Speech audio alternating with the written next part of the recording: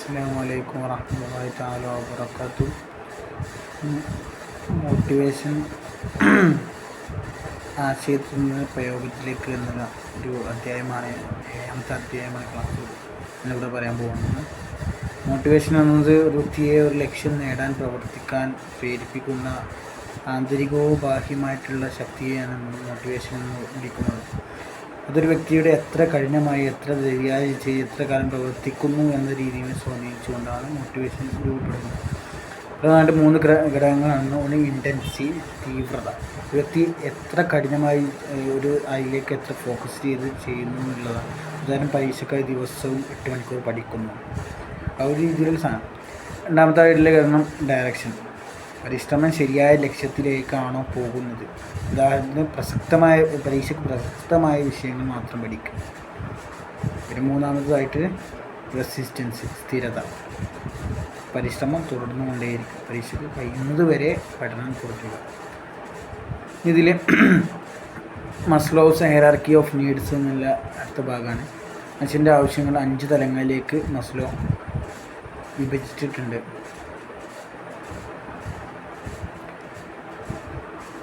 താഴ്ന്ന ആവശ്യങ്ങൾ നിറവേറ്റിയതിനു ശേഷമാണ് ഉയർന്ന ആവശ്യങ്ങൾ നിറവേറ്റുന്നത്. ഒന്നാമത് സൈക്കോളജിക്കൽ നീഡ്സ്, ഭക്ഷണം, വെള്ളം, ഉറക്കം, താമസം, ആ രീതിയിലുള്ള സാധനം. ഇനി രണ്ടാമതായി സേഫ്റ്റി നീഡ്സ്, സുരക്ഷാ ആവശ്യങ്ങൾ, ജോലി സുരക്ഷ, ആരോഗ്യ സുരക്ഷ, സാമ്പത്തിക സുരക്ഷ. പിന്നെ മൂന്നാമത്തെ സോഷ്യൽ നീഡ്സ്, മറ്റുള്ളവരോട് ബന്ധം ഉണ്ടാക്കണം എന്നുള്ള ആഗ്രഹം. അതായത് സൗഹൃദം, സ്നേഹം, ടീമിലെ അംഗത്വം, നല്ല സഹപ്രവർത്തകൻ, ആ രീതിയിലുള്ള സാധനം.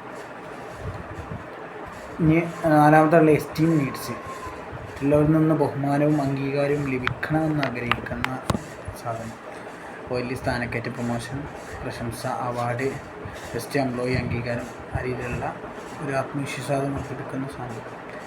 എന്നാൽ 5ാമതായിട്ട് സെൽഫ് ആക്ച്വലൈസേഷൻ, സ്വയം സാക്ഷാത്കാരം. പുതിയ കഴിവുകൾ കണ്ടെത്തുക, ഗവേഷണം നടത്തുക, സമൂഹത്തിൽ ഉപകാരപ്പെടുന്ന പ്രവർത്തനങ്ങൾ നടത്തുക. ഇതൊക്കെയാണ് മസ്ലോ പറഞ്ഞിട്ടുള്ള 5 പ്രധാന ഘടനകൾ. പിന്നെ ഹെർസ്ബർഗിൻ്റെ 2 ഫാക്ടർ തിയറി. ഇപ്പോൾ ജോലിയിലെ സംതൃപ്തിയും സ്വാധീനിക്കുന്ന 2 ഘടകങ്ങളാണ് ഹെർസ്ബർഗ് പറഞ്ഞിട്ടുള്ളത്. ഒന്നാമതായി ഹൈജീൻ ഫാക്ടർ. അപ്പോൾ ഇവയില്ലെങ്കിൽ ജീവനക്കാർ സംതൃപ്തരാകും. എന്നാൽ ഇവ മാത്രം ഉണ്ടായാൽ മോട്ടിവേഷൻ വർദ്ധിക്കണമെന്നില്ല. നല്ല ശമ്പളം, നല്ല ജോലി സുരക്ഷ, നല്ല സാഹചര്യം, സ്ഥാപന നയങ്ങൾ, ഇതൊക്കെയാണ് അതിൽ വരുന്നത്. ഇനി രണ്ടാമത്തായിട്ടുള്ള മോട്ടിവേറ്റേഴ്സ്. യഥാർത്ഥ മോട്ടിവേഷൻ നൽകുന്നത് ഇവരാണ്. നേട്ടങ്ങൾ, ഉത്തരവാദിത്വം, റെക്കഗ്നേഷൻ, ഗ്രോത്ത്, ആ രീതിയിലൊക്കെ. അപ്പം ജോലിയോടുള്ള താല്പര്യവും സംതൃപ്തിയും വർദ്ധിപ്പിക്കാനാണ് മോട്ടിവേഷൻ. അസംതൃപ്തി ഒഴിവാക്കാനാണ് ഹൈജീൻ. പിന്നെ മസ്ലോസ് തിയറി ഓഫ് നീഡ്സ് എന്ന് പറഞ്ഞാൽ 3 പ്രധാന ആവശ്യങ്ങളാണ് ഇതിൽ വിശദീകരിക്കുന്നത്. നീഡ്സ് ഓഫ് അച്ചീവ്മെൻറ്റ്, വിജയിക്കാൻ, മികവ് തെളിയിക്കാനുള്ള ആഗ്രഹം. അപ്പം ഇതിൽ വെല്ലുവിളിയുള്ള ജോലികൾ ഇഷ്ടപ്പെടും, സ്വന്തം പ്രകടനത്തിൽ ഉത്തരവാദിത്തം ഏറ്റെടുക്കും, ഏകദേശ ഫീഡ്ബാക്ക് ആഗ്രഹിക്കും, ആ ഒരു രീതിയിലാണ് ഒന്നാമത്. നീഡ് ഫോർ പവർ, നേതൃത്വം ഏറ്റെടുക്കുക, തീരുമാനങ്ങളെടുക്കുക, മറ്റുള്ളവരെ ചോദിപ്പിക്കുക. നീഡ് ഫോർ അഫിലിയേഷൻ, മറ്റുള്ളവരുമായി നല്ല ബന്ധം സ്ഥാപിക്കുക, സഹകരണത്തോടെ പ്രവർത്തിക്കുക, ടീം വർക്ക് ഇഷ്ടപ്പെടുക, ഉപഭോക്തൃ സേവന മേഖലയിൽ മികച്ചതാണ്. ഇനി നാലാമത് സെൽഫ് ഡിറ്റർമിനേഷൻ തിയറി. ആളുകൾക്ക് സ്വന്തം ജോലി സ്വാതന്ത്ര്യം ലഭിക്കാൻ വേണ്ടിയിട്ട് മോട്ടിവേഷൻ കൂടുതലാക്കുക. അപ്പോൾ ആന്തരിക പ്രവർത്തനം പണം പോലുള്ള ബാഹ്യ പ്രവർത്തനങ്ങൾ സ്വാധീനിച്ചുകൊണ്ട് ഒരു രീതിയിൽ നല്ല രീതിയിലുണ്ടാക്കും. 5ാമതായിട്ടുള്ള സെൽഫ് എഫിഷ്യൻസി തിയറി. എനിക്ക് ഈ ജോലി ചെയ്യാൻ കഴിയും, ആത്മവിശ്വാസമാണ് സെൽഫ് എഫിഷ്യൻസി എന്ന് പറയുന്നത്. അപ്പോൾ കൂടുതൽ പരിശ്രമിക്കും, കൂടുതൽ വെല്ലുവിളികൾ നേരിടും, എളുപ്പത്തിൽ പിന്മാറില്ല. അപ്പോൾ ഇങ്ങനെ വിജയങ്ങളുടെ അനുഭവങ്ങൾ അവർക്ക് കിട്ടും, മറ്റുള്ളവരുടെ കണ്ടുപിടിക്കാൻ കിട്ടും, പ്രോത്സാഹന വാക്കുകൾ, പോസിറ്റീവ് മാനസികാവസ്ഥകൾ, ഇതൊക്കെ ഇതിൽ പ്രധാനമാണ്.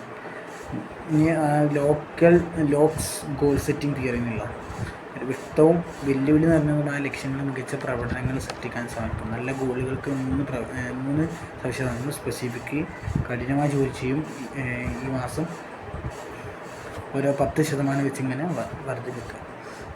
അതുപോലെ ചലഞ്ചിങ്, ഫീഡ്ബാക്ക്, ഇതൊക്കെ ഇതിൽ പെട്ടതാണ്. ഇൻഫോർമേറ്റ് തിയറി എന്ന് പറഞ്ഞാൽ ഒരു പെരുമാറ്റത്തിൻ്റെ ഫലം. ആ പെരുമാറ്റം വീണ്ടും ആവർത്തിക്കുമോ ഇല്ലേ. നല്ല പെരുമാറ്റത്തിന് റിവാർഡ്, അപ്പോൾ വീണ്ടും ആവർത്തിക്കും. മോശം പെരുമാറ്റത്തിന് പണിഷ്മെൻറ്റ്. അപ്പം അത് കുറയും. ഒരു ജോലിയിൽ ബോണസ് കിട്ടിയാൽ പിന്നെ ആ ഇതിലിങ്ങനെ കൂടുതൽ ബോണസ് ആ ഒരു സാധനം. പിന്നെ ഇക്വിറ്റി തിയറി. ഇതിനൊക്കെ സ്വന്തം പരിശ്രമവും പ്രതിഫലം മറ്റുള്ളവരുമായി താരതമ്യം ചെയ്യാൻ പറ്റും. അപ്പോൾ 2 ജീവനക്കാരെ ഒരേ ജോലി ചെയ്യും, ഒരാൾക്ക് 40,000 മറ്റൊരാൾക്ക് 30,000 കിട്ടുന്നവർക്ക് മോട്ടിവേഷൻ കുറയും. അപ്പോൾ ഒരേ സാധനം ചെയ്യാം.